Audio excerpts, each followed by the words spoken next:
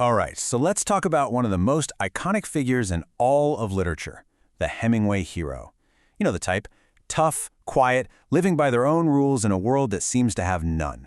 We're going to break down what really makes this archetype so powerful and why it still fascinates us today. And this quote right here, this is the perfect place to start. It just sets the stage, doesn't it?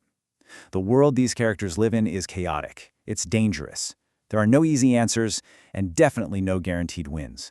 This is the environment, this crucible of uncertainty that forges the Hemingway hero. And the character we're going to follow is Robert Jordan. He's an American who's gone to fight in the Spanish Civil War, and honestly, he's one of Hemingway's most complete, most compelling characters. He's going to be our guide as we unpack this whole archetype. So what really makes these heroes tick? What are the fundamental pieces? Well, in this first part, we're going to build that classic template. You know, the code that these characters live and very often die by. It all comes down to these four pillars. First up, professional competence. In a world where they can't control anything, they are masters of their job. They know what they're doing. Next, courage. And this isn't about not being afraid. It's about acting even when you are afraid.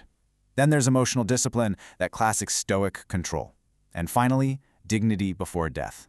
It's all about how you face the end. You can see why, for a generation that felt so lost, these ideals were a way to take back some control. So here's the bottom line. When the world around you is falling apart and feels totally meaningless, the hero creates their own meaning through this strict, personal code. It's about holding on to your honor, your integrity, not for some reward, but for yourself. It's an internal thing. But wait a minute, is that all there is to it? Is the Hemingway hero just this cold, unfeeling machine? Absolutely not. And this is where things get really, really good. We need to look past the code to find the hero's heart. And here you see it, this incredible duality. On one hand, you've got the soldier who lives by that four-pillar code we just talked about. But on the other hand, you have the man.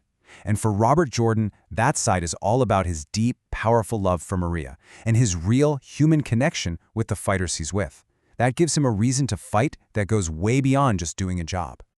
And it's that mix, the tough soldier and the vulnerable man, that creates such amazing depth. It's what turns him from a simple archetype into a real, breathing, unforgettable human being. That combination of a hard shell and a soft core is exactly what makes these characters timeless. Okay, so we've got the code and we've got the heart. What does it all add up to? In this last part, we're going to get to the big idea, what this character reveals about Hemingway's whole vision of what it means to be a hero. This is really the central question, isn't it? When you're stuck in a world full of violence, where your ideals are pushed to the breaking point every single day, what does being a hero actually look like? And here's the answer Hemingway gives us. It's not just about physical bravery. That's part of it, for sure. But true heroism is also about what's inside. It's about personal integrity. It's about being willing to sacrifice. And it's about a deep, unwavering commitment to other people. It's when your actions and your principles line up. So in the end, Robert Jordan's story isn't really a tragedy. It's an affirmation. His journey proves that even in the worst possible circumstances, these values, integrity, sacrifice, commitment, they don't just survive. They're what give life meaning. That is the real takeaway here. And so we're left with these three words. They really say it all. Courage to face the world as it is, honor to face yourself, and solidarity to face it all alongside others. That is the anatomy of a Hemingway hero.